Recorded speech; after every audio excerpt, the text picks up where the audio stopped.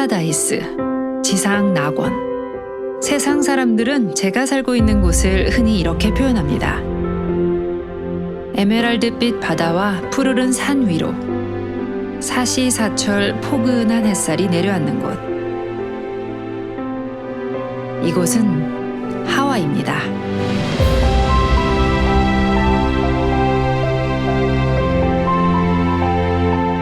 2005년 저는 한국을 떠나 하와이로 왔습니다. 24살 처음 만난 하와이는 너무나 아름다웠고 사람들은 더없이 상냥했습니다.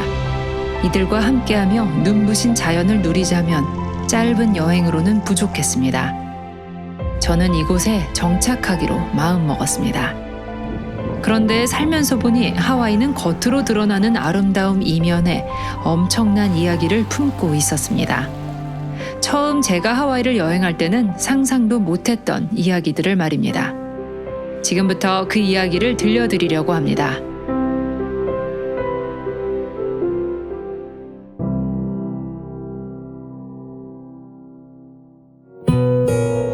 하와이에는 현재 7만여 명의 한국인이 살고 있습니다. 한국인이면서 동시에 하와이 사람으로 살아가는 사람들. 왜 이들은 고국을 떠나 낯선 이국 땅에서 살아가고 있는 걸까요? 하와이의 공식 별명은 무지개주, 레인보우 스테이트입니다.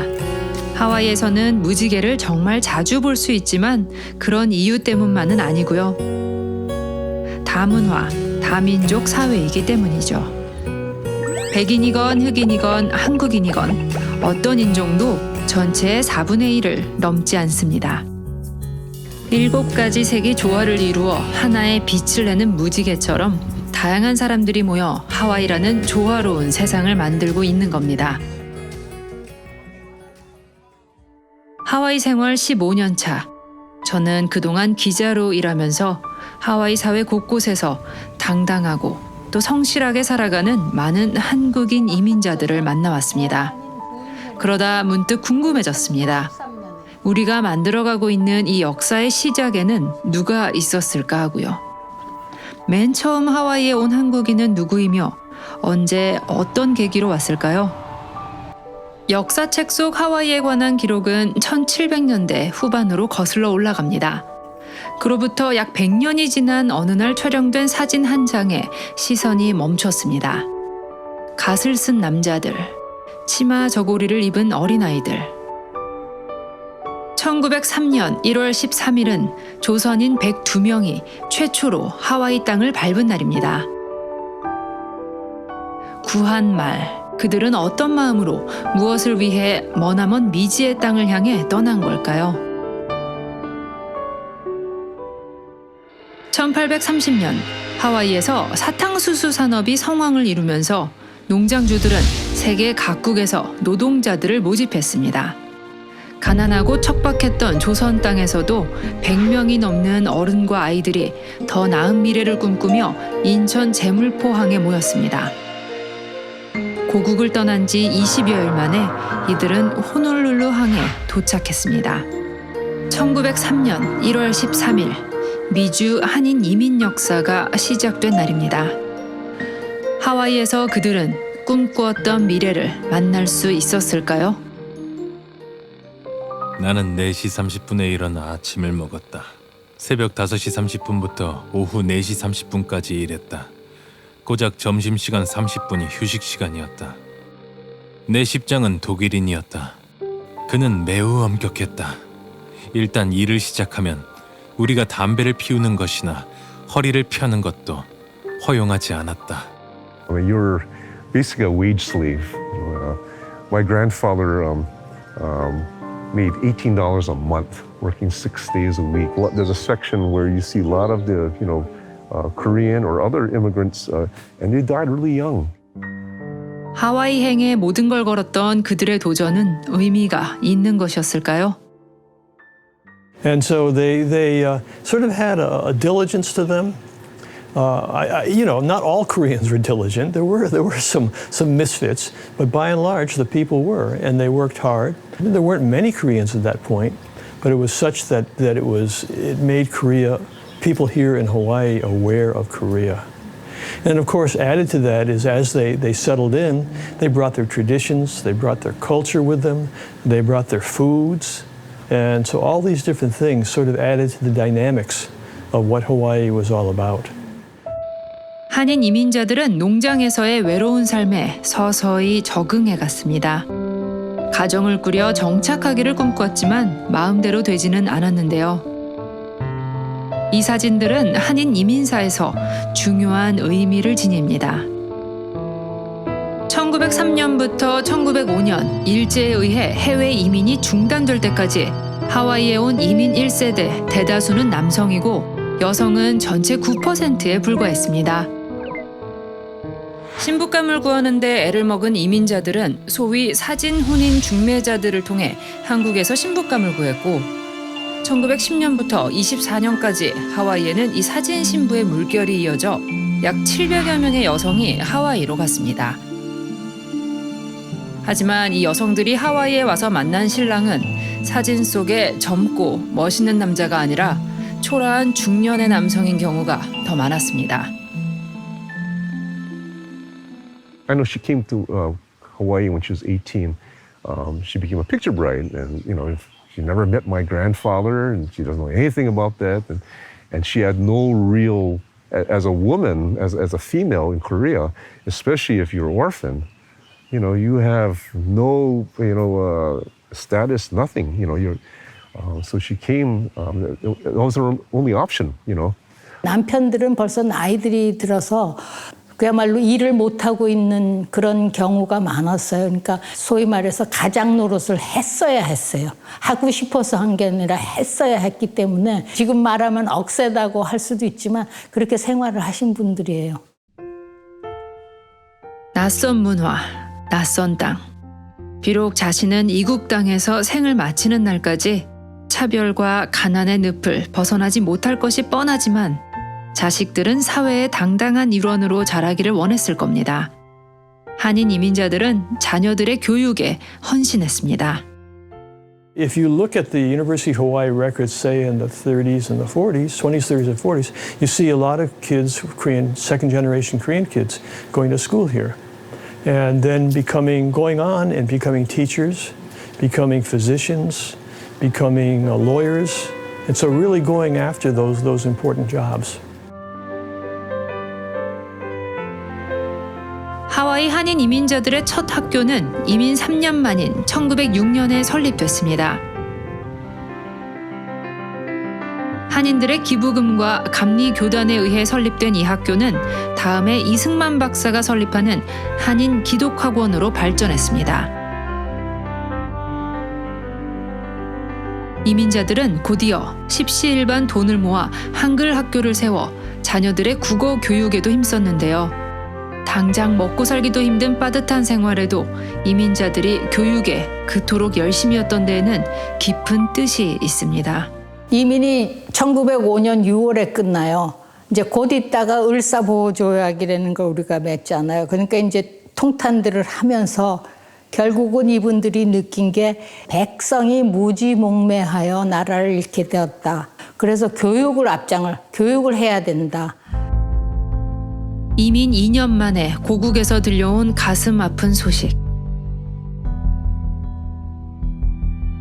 먼 조국 땅의 국권을 되찾기 위해 이민자들은 하나가 됐습니다.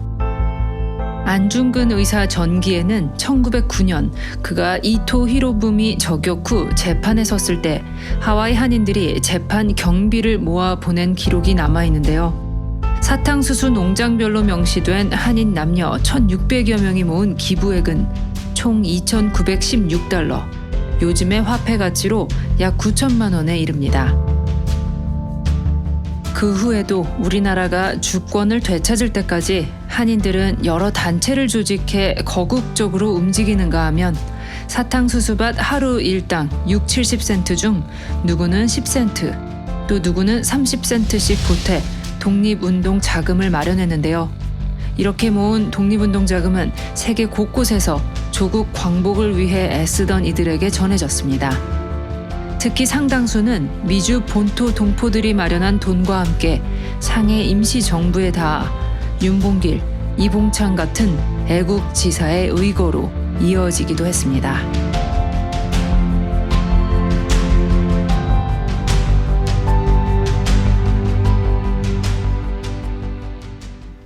이민자들이 뙤약볕 아래에서 고된 노동을 한 대가가 해외 독립운동에 자금처 역할을 했다니 정말 뜻밖이었습니다.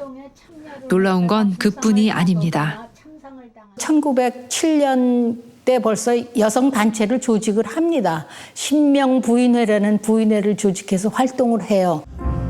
한국에서 3.1 운동이 거행됐다는 소식에 하와이 곳곳에 흩어져 있던 여성단체들은 대한부인구제회라는 통합된 여성 조직을 결성합니다.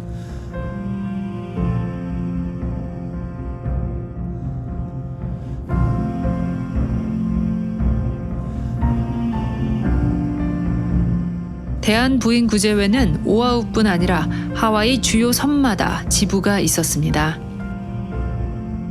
그들은 결성 후 첫 사업으로 대한독립선언서 포스터 3,000여 장을 컬러로 제작하고 하와이는 물론 미주 본토 한인들에게 판매해 독립운동 기금을 모았습니다. 만주에서 활동하던 대한독립군에게 800여 달러를 보낸 기록도 남아 있습니다. 김치를 비롯해 한국 음식을 만들어 팔고 공연을 해서 입장료를 거두는 등 온갖 방식으로 대한부인구제회가 독립을 위해 마련한 기금은 기록에 남은 것만도 20만 달러, 지금의 화폐 가치로 무려 44억 원에 이릅니다. 국민회도 있었고 동지회도 있었지만은 그분들은 직접 돈을 마서 한 게 아니라 언제든지 회비를 걷고 특수 후원금을 얻고 해서 했는데 여자들은 나가서 돈을 벌어서 직접 벌어서 이 후원을 했다는 게 아주 특별한 것이죠. 네. 독립 후에도 이 여성 단체들의 활동은 1970년대까지 이어져 홍수나 재해 등 고국에 어려움이 닥칠 때면 십시일반 쌈짓돈을 모아 후원금을 보냈습니다.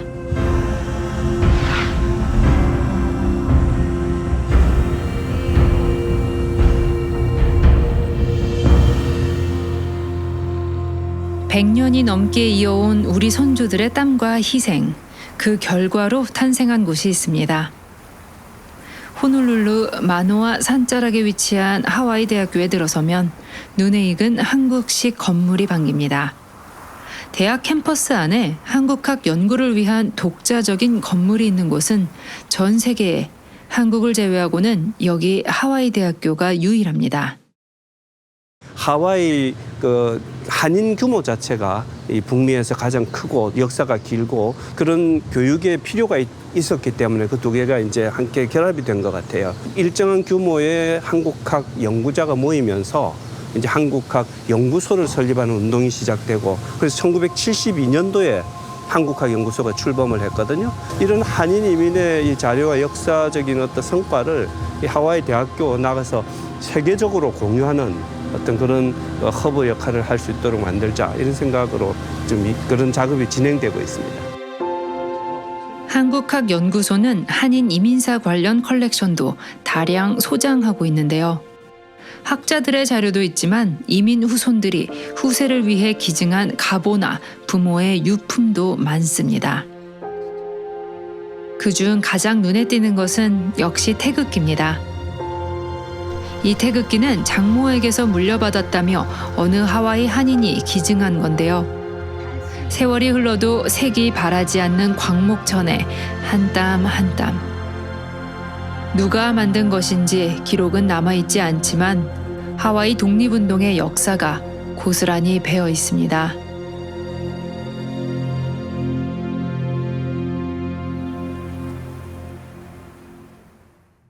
지난 7달 이민 선조들의 발자취를 더듬으며 저는 새로운 고민이 생겼습니다. 잊어서는 안 될 우리의 역사를, 선조들의 소중한 목소리를 어떻게 하면 더 많은 이들과 나눌 수 있을까 하고 말입니다. 그러다 이 사진을 보게 됐습니다. 처음 취재를 시작할 때 봤던 바로 그 사진입니다. 지금 보니 그는 그저 갓을 쓴 남자가 아니었습니다. 그저 한복을 입은 여자가 아니었습니다. 그녀는 조국을 위해 싸운 사람이고 그는 후세들의 교육에 전념한 사람입니다. 그리고 그들은 지금의 우리를 있게 했습니다. 하와이 선인들은 참 대단한 분이었어요. 스스로 이제 나라 잃은 그 백성으로서의 서름을 딛고 서로 돕고 또 그러면서 스스로 조직하고 또 그 자기 자신을 넘어서서 이제 이 사회 전체를 위해서 뭔가를 해낸 사람들이잖아요. Well, my grandfather always said, and it came down through my dad, that Koreans never give up. They never have given up, and they never will give up. And so it was stamped within our foreheads, so to speak. They've always been entrepreneurial, you know, and so they were able to get out of plantation work, which many of them came here initially to do, almost right away and began to build businesses. And so they have that legacy here in Hawaii, which is very, they're very proud. And it's the diversity of Hawaii that makes Hawaii so successful. In appreciating and understanding and respecting each of the different cultures, it's just beautiful as far as what the relationships are. And that's why I'm so very, very proud of the Koreans' contribution to the county of Oahu and the state of Hawaii as a whole. I think we got to come to a point where, yeah, we are different. That's great. Let's appreciate our differences, religion, gender, sexual orientation, whatever it is, that kind of thing. Otherwise, this anti-Asian, anti-black, anti-whatever, transsexual, anti is going to continue to go on until we really deal with it on the level of, what is this about? Korea, from earliest times on, was producing just masterpieces in art, literature, and it's often forgotten. And so I'm thinking, I'm hoping that if Korean kids in particular, but basically everybody, if they can understand their past and understand their history, then they can stand up to this. Even if they're being attacked, they can know that they can fight back, that this is not right. So my answer is empowerment. Study history and be empowered. Know your roots, know how strong your traditions are, and defend them. 1903년 하와이에 도착한 한인 이민자 102명. 저는 이제 그들 개개인의 삶 속으로 더 깊숙이 들어가 보려 합니다. 이민 1세대 직계 자손들을 만나 잊혀져가는 역사 속 선조들의 목소리를 찾고 그들의 지혜를 기록하며 우리가 다음 세대를 위해 만들어가야 할 미래를 함께 고민해보고 싶습니다.